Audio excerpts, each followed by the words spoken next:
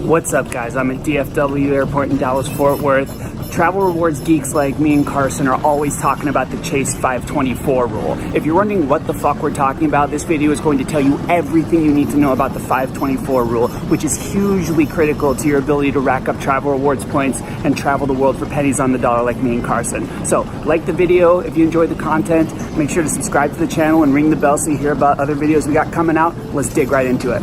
It isn't the end of the world, but it sure as shit isn't the end of the fucking Spurs game. It's really annoying.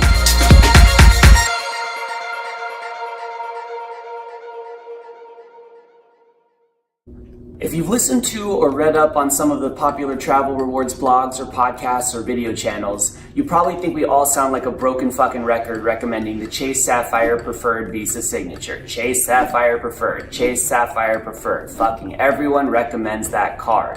Why all the unison?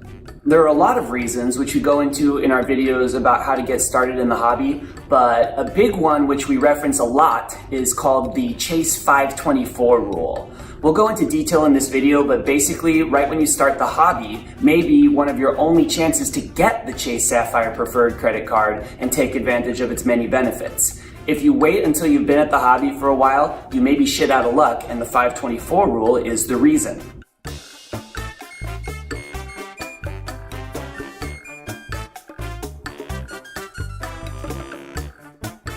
So, what is the 524 rule?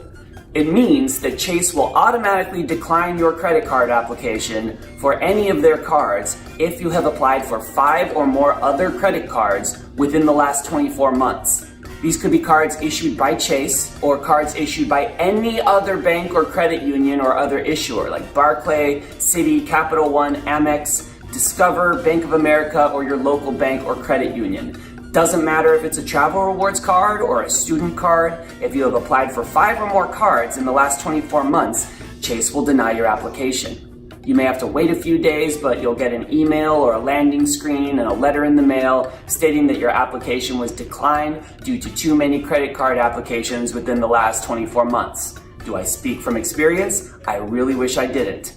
I got one of those letters when I first tried to get the Chase Ink Preferred, or maybe it was the Ink Plus back in that day. I don't know, but I got a letter, it sucked, fuck that.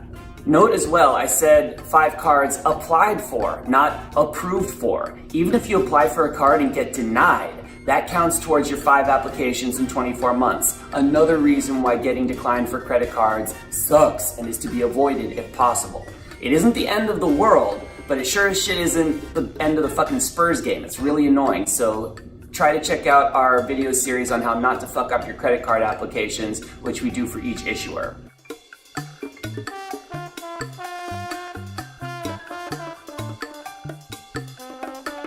One thing to please be aware of, I often recommend that Chase Sapphire Preferred and Chase Freedom Unlimited be your first 2 cards. I learned the hard way that I need to be clear about something.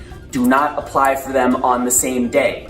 Wait at least 48 hours, preferably a week, between applications. It's never a good idea to apply for 2 cards from the same issuer in the same day.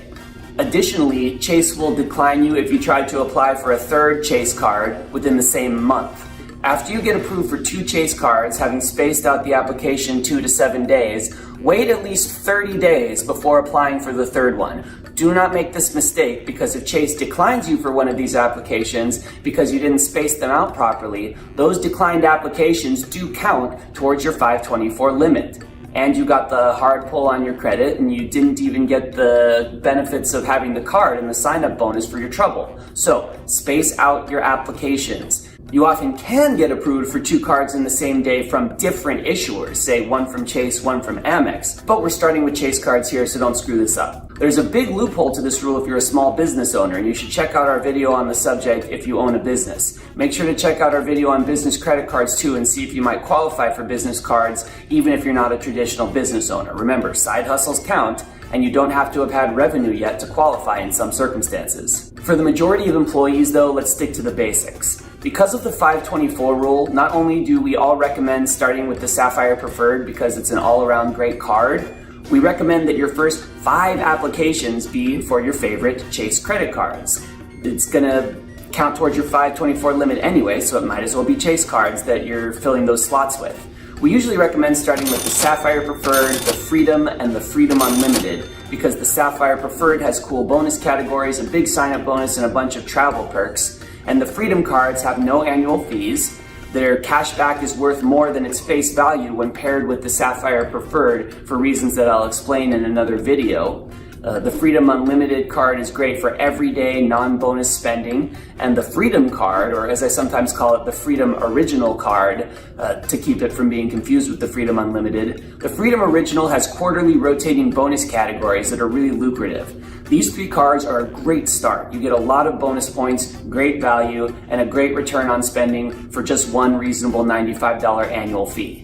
Other Chase issued cards to consider when you're still under the 524 rule are the co-branded United Airlines or Southwest Airlines Visa Signature cards for their perks and sign-up bonuses, hotel credit cards like the World of Hyatt credit card, IHG Rewards Premier MasterCard, or Marriott Bonvoy Boundless Visa for the free night perks, or the Amazon Rewards card if you spend a lot on Amazon.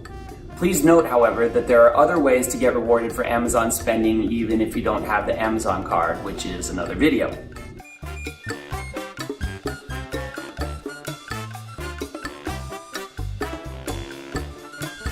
How do you know if you are under or over 524 limits?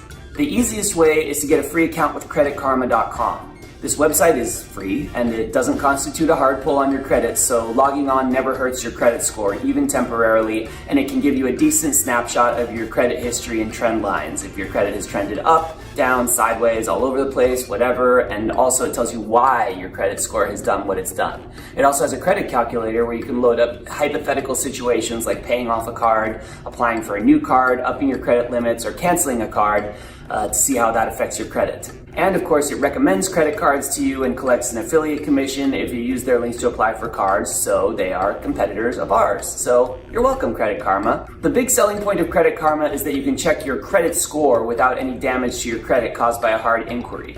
The score you get from Credit Karma is not necessarily the first one that lenders use, and I go into that in another video, but in addition to the many benefits listed above, Credit Karma makes it easy to ascertain your 524 status. To do so, create your Credit Karma account, log in, and go to the Accounts tab.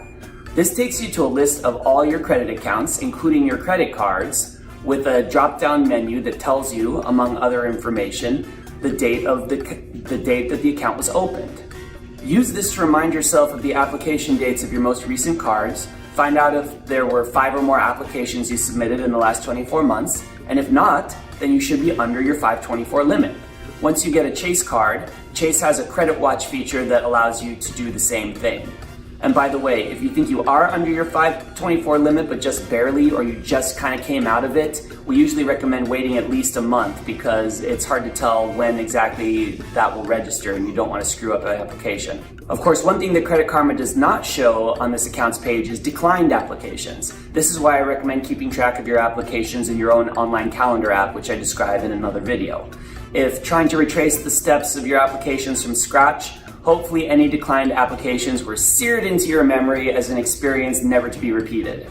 There's more to be said about the Chase 524 rule, but this is a big part of the reason why we recommend a grip of Chase cards right off the bat. Because once you pass 5 applications in 20 months, once you pass 5 applications in 24 months, and trust me, when you get into the hobby, you will pass that fucking mark very easily, then that door is closed for another 24 months.